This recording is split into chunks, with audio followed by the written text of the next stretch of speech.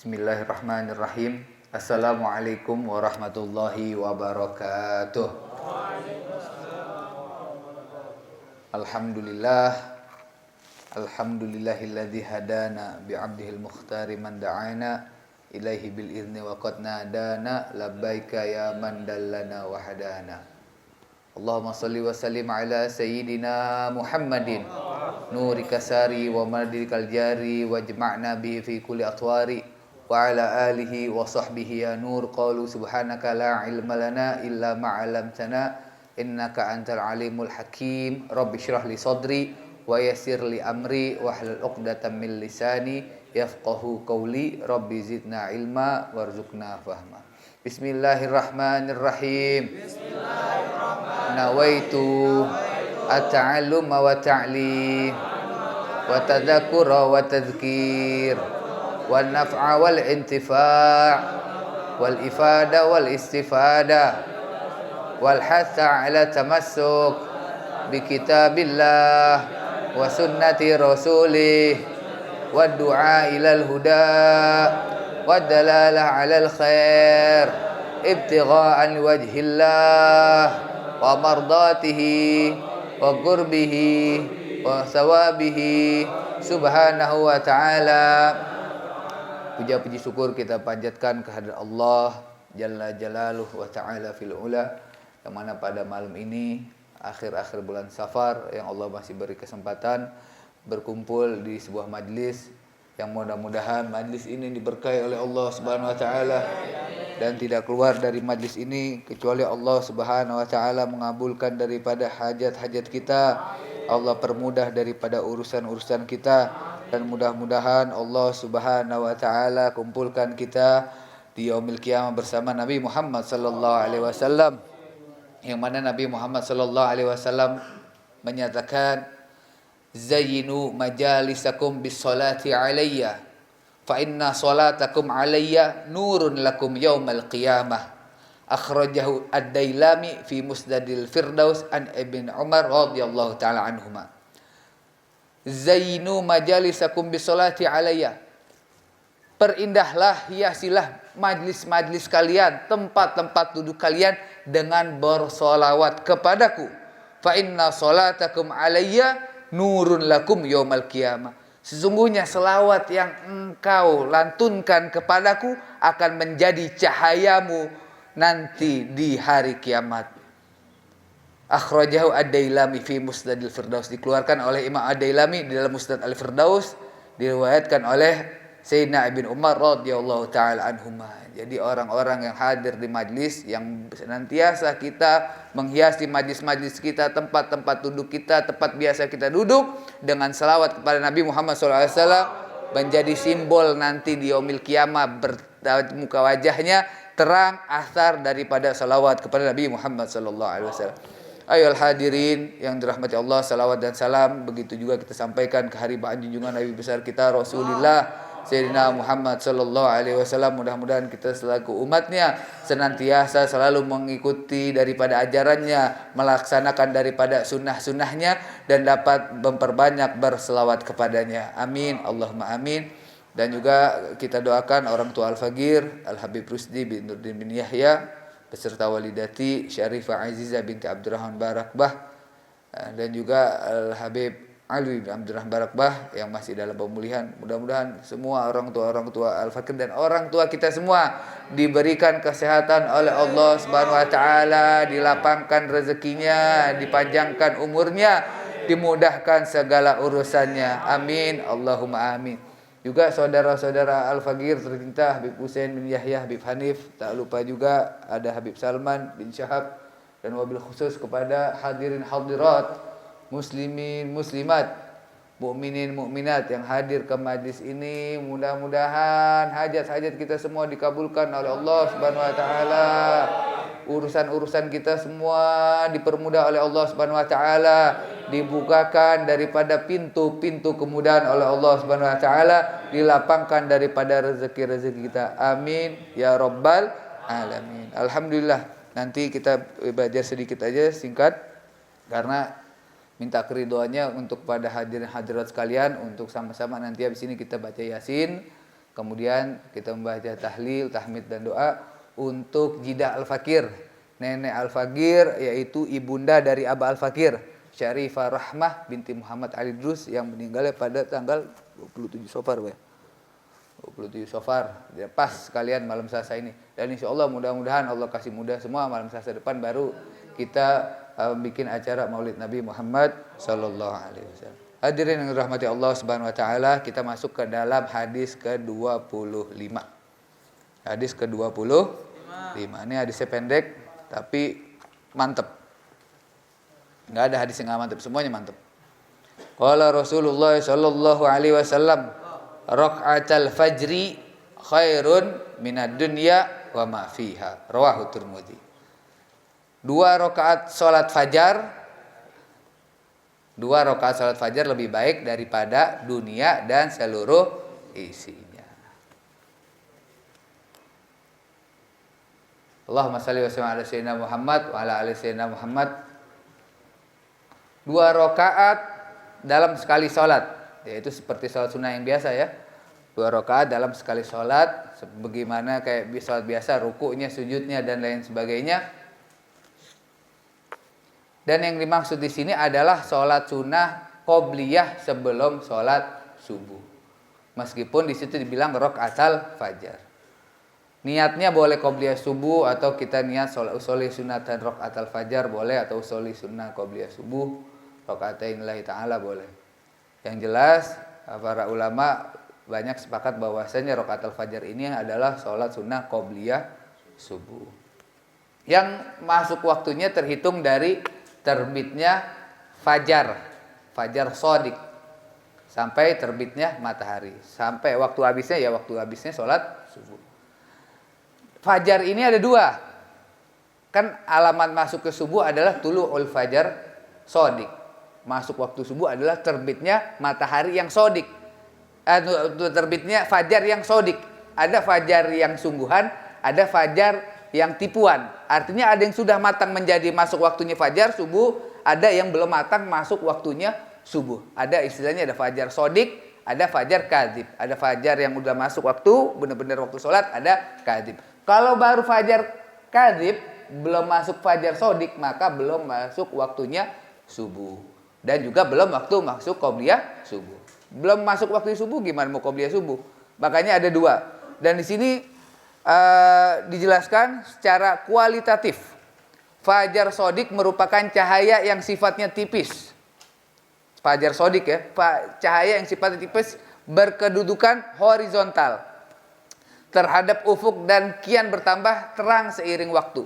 Kalau di Jakarta mungkin agak susah kelihatan ya, kali banyak gedung-gedung, rumah-rumah rapat semua. Kalau di Serang, di Keramat enak tuh, di sawah kelihatan. Jadi lama-lama dia cahayanya makin kerang, dan biasanya itu di timur dulu cahaya agak terangnya tuh. Di bagian timur dulu. Adapun fajar kadzib, fajar yang palsu. Nah, ini fajar kadzib ini cahayanya intensitasnya lemah dibanding fajar shadiq. Fajar shadiq ini cahayanya udah lebih banyak. Dan cahaya fajar kadzib juga meningkat secara perlahan. Lama-lama agak terang seiring berjalannya waktu, namun enggak pernah seterang fajar shadiq. Ya. Maka saat fajar shadiq terbit, maka terjadi tumpang tindih dengan cahaya fajar kadzib. Makanya ketika waktu masuk azan subuh, biasanya ulama aslafun sholihin jarang langsung sholat. Dibaca dulu dengan subhanallah bihamdi, subhanallahil azim astaghfirullah, subhanallah bihamdi, subhanallahil azim astaghfirullah, sampai 100 kali. Anggaplah 10 menit misalnya. Buat lebih hati-hati. Karena biar benar-benar clear sudah masuk daripada waktunya subuh. Sudah benar fajar shadiq. Udah habis fajar kadzibnya. Habis itu baru sholat sunnah fajar. Sholat sunnah qobliyah subuh. 2 rakaat. Allahumma sholli wa sallim ala sayyidina Muhammad wa ala sayyidina Muhammad. Dan juga nggak sampai di situ, disunahkan lagi di dalam azkar Imam An-Nawawi disebutkan membaca ya hayyu ya qayyum la ilaha illa anta 40 kali, dalam sebuah riwayat 40 kali. Kemudian kalau di khulasatul madad Habib Umar ditambahin lagi ya hayyu ya qayyum ahyil qulub tahya waslih lanal a'mal fid din wa dunya 18 kali. Baru dah tuh baca wirid Syekh Bakar bin Salim, kemudian baru sholat subuh, qomat dan sholat subuh. Artinya apa? Berarti para ulama kita ini memerhatikan, nggak langsung masuk azan subuh langsung sholat. Nah makanya ada zikir dulu. Nah biar lebih hati-hati, lebih menjaga. Allahumma sholli wa sallim ala sayyidina Muhammad wa ala ali sayyidina Muhammad. Rakaatul fajri ahabbu ilayya minad dunya jami'iha. 2 rakaat fajar ini lebih aku cintai kata Rasulullah daripada dunia serta isinya, daripada kenikmatan-kenikmatan yang ada di dunia. Dan pahala daripada sholat sunnah fajar ini lebih besar daripada apa-apa yang terdapat di dunia ini. Dan ada makna 2. Ada ulama berbeda pendapat bahwasanya rakaat fajar di sini sholat qobliyah subuh apa sholat subuh? Masalahnya subuh 2 rakaat juga. Dong. Kan rakaat al-fajar, kan 2 rakaat fajar. Subuh waktunya fajar bukan? Fajar. Nah, ini yang dimaksud lebih baik daripada dunia dan seisinya apa? Sholat subuh apa sholat sunnah qobliyah subuh? Nah, berarti kalau sholat sunnah qobliyah subuh aja lebih baik daripada dunia dan seluruh isinya, apalagi sholat subuhnya. Nah, di sini dijelaskan ya. Seperti misalnya Sayyidatuna Hafsah qalat daripada istri Rasulullah sallallahu alaihi wasallam, kana Rasulullah sallallahu alaihi wasallam yusolli rak'atail fajr qabla subuh fi baiti yukhaffifhuma jiddan. Istri Rasulullah sallallahu alaihi wasallam Sayyidatuna Hafsah radhiyallahu taala anha menyatakan bahwasanya Nabi kita Nabi Muhammad sallallahu alaihi wasallam melakukan sholat 2 rakaat fajar sebelum melaksanakan sholat subuh di rumahku dengan sangat cepat. Nah, di sini juga landasan atau ilmu disunahkan kalau kita sholat qobliyah itu di rumah. Baru nanti kalau kita sudah mau qomat, baru kita berangkat ke masjid atau ke mushola terdekat kita. Nah, ini ditunjukkan oleh Nabi Muhammad sallallahu alaihi wasallam. Mau di mushola di masjid juga nggak apa-apa, tapi lebih untuk hati-hati. Biar ibadah kita tidak banyak dilihat oleh orang lain. Lafadznya apa? Rak'atail fajr, 2 rakaat fajar qabla subuh. 2 rakaat fajar sebelum subuh, kata Sayyidatuna Hafsah. Berarti ini sholat sunnah qobliyah subuh. Dan juga daripada Sayyidatuna Aisyah radhiyallahu taala daripada Sayyidatuna Aisyah radhiyallahu taala anha qalat lam yakun an-nabi sallallahu alaihi wasallam ala syai'in minan nawafil asyaddu minhu ta'ahudan ala rak'atil fajr. Tadi kalau kata Sayyidatuna Hafsah bahwasanya salat sunnah 2 rakaat Nabi Muhammad sallallahu alaihi wasallam dilakukan di dalam rumah dengan sangat cepat, artinya dipercepat agar bisa melakukan sholat berjamaah dengan sahabat-sahabat Nabi Muhammad sallallahu alaihi wasallam. Dan ini Al-Faqir pernah melihat sendiri. Guru mulia, guru kita bersama Al-Habib Umar bin Muhammad bin Salim bin Hafid ketika itu diundang sama guru Al-Faqir di Hurairah, Al-Habib Muhammad bin Shalih Al-Atas, dan datangnya pas lagi imam melantunkan khotibnya. Imam sedang berkhutbah, lagi melantunkan isi khutbahnya, Habib Umar datang. Dan Habib Umar itu sholat sunnahnya cepat. Nah, dari situ berarti apa? Dibaca yang wajib-wajibnya aja. Ataupun mungkin punya, karena orang kalau sering zikir, sering sholat itu cepat biasanya. Atau mungkin, jadi pelajaran juga buat kita. Kalau sudah kalau imam sudah berkhutbah, maka kalau kita mau sholat sunnah qobliyah Jumat dan tahiyatul masjid, baca yang wajib-wajibnya aja. Begitu juga ini.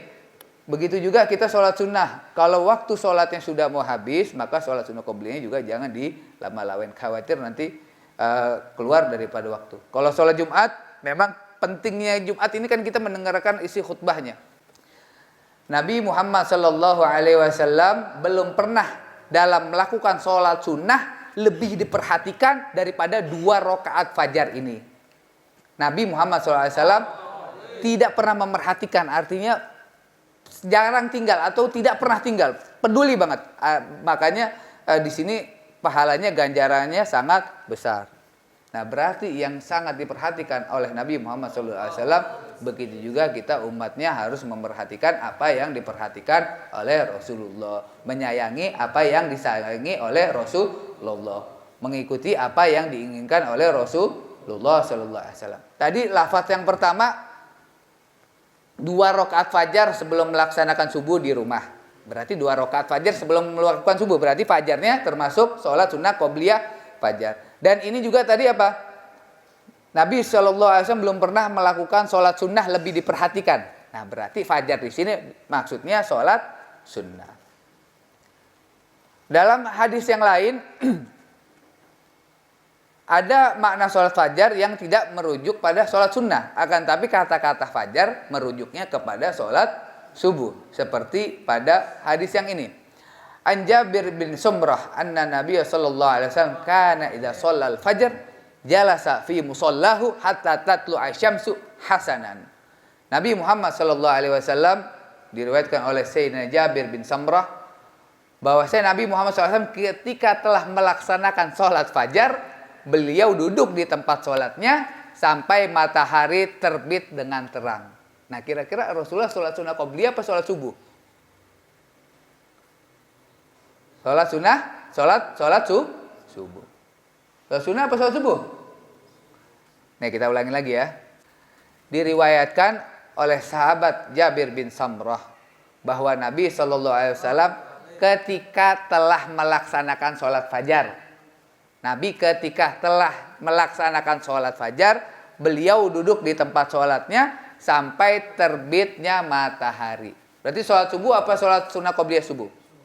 Sholat subuh. Kalau sholat sunnah qobliyah subuh, habis dong waktu subuhnya. Dan lafadznya di sini sholat fajar. Artinya sholat fajar dimaksud sholat subuh juga boleh. Tetapi yang lebih detail tadi kalau ada kalimat rakaatul fajar berarti sholat sunnah qobliyah subuh. Kalau sholat fajar aja berarti dimaksud sholat subuh. Karena kalau di Arab biasa juga ya Allah sholat fajar. Ya Allah sholat fajar itu maksud sholat subuh. Umumnya subuh. Nah, artinya kita belajar ini jadi kita bisa tahu yang dimana yang dimaksud sholat fajar itu apa, sholat sunnah qobliyah fajar itu apa, apakah sholat fajar itu termasuk subuh atau bukan dan lain sebagainya. Allahumma shalli wa sallim ala sayyidina Muhammad wa ala ali sayyidina Muhammad. Tidak ada sholat setelah terbit fajar kecuali 2 rakaat sebelum sholat fajar. Dari beberapa penjelasan yang kita sampaikan tadi bisa kita ambil kesimpulan bahwasanya 2 rakaat fajar lebih detail ke rakaatul fajar. Kalau fajar lebih ke sholat subuh. Jelas ya? Allahumma shalli wa sallim ala sayyidina Muhammad wa ala ali sayyidina Muhammad. Dan kenapa Allah Ta'ala berikan ganjaran yang sangat besar, yang sangat agung atas 2 rakaat? Kan 2 rakaat doang nih. 2 rakaat biasa. Maksudnya bukan sesuatu yang susah, bukan sesuatu yang harus mengeluarkan harta. Kenapa ganjarannya gede? Karena banyakan kita ini kan jam segitu lagi tidur, lagi ngantuk-ngantuknya, lagi capek-capeknya. Nah, kalau kita berjuang bisa zuhud melawan itu, maka dia dapat ganjaran yang besar karena sesuatu yang kita perjuangkan ini dinilai di sisi Allah Subhanahu wa taala. Makanya jangan kita menyangka bahwasanya perbuatan yang ada di diri kita yang orang nggak tahu, kan ibadah kita buat Allah, yang orang nggak tahu tapi Allah Maha tahu apa yang kita perbuat. Allah tahu apa yang kita lakukan. Innallaha la yanzuru ila qulubikum wala ila suwarikum walakin yanzuru ila qulubikum wa a'malikum. Allah Ta'ala tidak melihat daripada bentuk rupa kalian, daripada ketampanan, kecantik kalian. Akan tapi innallaha yanzuru ila qulubikum wa a'malikum. Sungguhnya Allah melihat kepada isi hati kalian dan perbuatan-perbuatan kalian. Makanya ganjarannya besar. Karena perjuangannya juga besar. Kemarin saya mendengar salah satu ceramah daripada guru abah saya juga, Al-Ustadz Al-Habib Abdurrahman bin Ahmad Sugab. Sholat malam, tahajud. Beliau bilang, wah nggak bisa, capek, ngantuk. Bukan karena itu, kata Ustadz Abdurrahman. Kemudian mau hadir majlis, taklim, aduh capek, nggak ada motor. Bukan karena itu, motor bisa pinjam. Kemudian beliau bilang,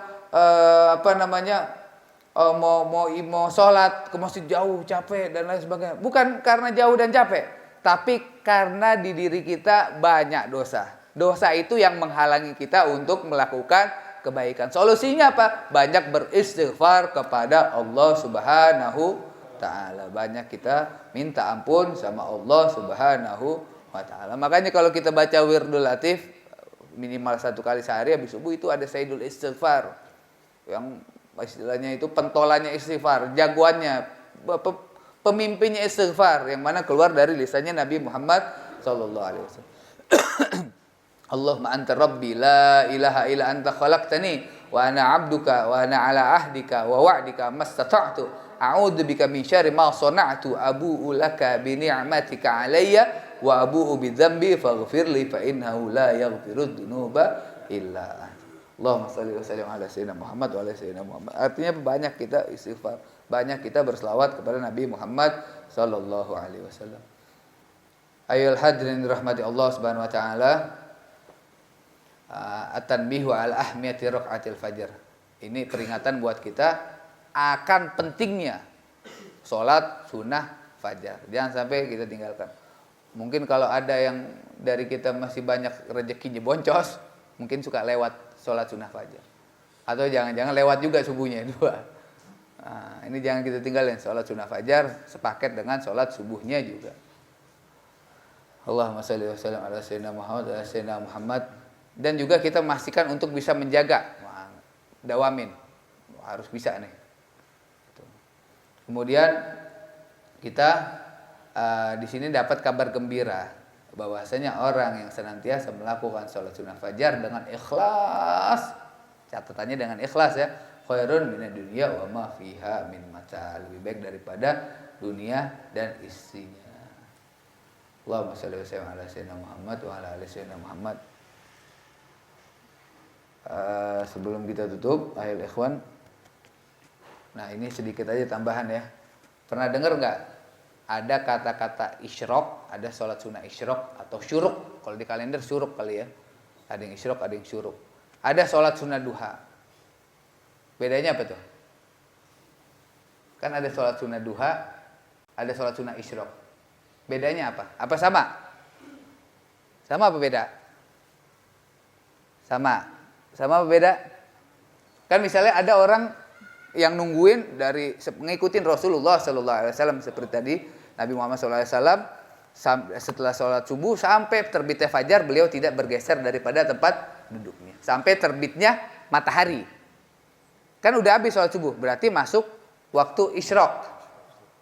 Nah, ini sholatnya sholat duha apa sholat isyrok? Sholat isyrok apa sholat duha? Di sini ada ulama berbeda pendapat. Kalau Imam Hakim di dalam kitab Mustadraknya, sholat sunnah isyrok, sholat sunnah duha itu sholat yang sama. Tetapi kalau orang ahli tasawuf, orang sufi, sholat isyrok dengan sholat duha adalah sholat yang berbeda. Maka niatnya juga berbeda. Ketika telah terbit matahari, anggaplah misalnya subuh sekarang jam 5 kurang berapa? 15. Berarti kurang lebih 1,5 jam setelah itu syuruk, terbitnya daripada matahari. Nah itu kalau kata Imam Hakim mau sholat duha, sholat isyrok sama aja. Tetapi kalau kata Imam Ghazali radhiyallahu taala anhu, ini adalah 2 sholat yang berbeda. Maka kalau sholat isyrok niatnya sholat sunnah isyrok. Kalau sholat sunnah duha, maka dilakukan niatnya sholat sunnah duha. Begitu juga Al-Imam Ibnu Hajar. Beliau mengatakan bahwasanya ini adalah 2 sholat yang berbeda. Niatnya isyrok. Gimana kalau mau niatnya duha? Boleh. Tapi kalau kita mau lebih dapat pahala lagi, kita niatin daripada sholat sunnah isyrok. Kita ngikutin Imam Ghazali dan Imam Ibnu Hajar. Nah, jadi kalau misalnya maksimal duha itu kan 8 rakaat ya. Maksimal duha 8 rakaat. Berarti kalau menganggap sholat isyrok tadi sudah sholat duha, berarti tinggal 6 lagi. Sholat. Tapi kalau menganggap sholat isyrok tadi 2 rakaat bukan bagian dari duha, berarti masih ada kuota 4 kali sholat lagi kali 2 rakaat. Dan afdolnya kalau sholat sunnah duha pertama rakaat pertama baca wasyamsi wadduhaha wal qamari idza talaha wan nahari idza jallaha. Kemudian rakaat kedua baca baru bismillahirrahmanirrahim wadduha wal laili idza saja. Jadi sama-sama waktu duha. Jadi sedikit ini mudah-mudahan bermanfaat. Wassallallahu ala sayyidina Muhammadin wa ala alihi wasallam. Walhamdulillahirabbil alamin. Al-Fatihah wa Yasin wa tasbih wa tahlil wa tahmid wa salam.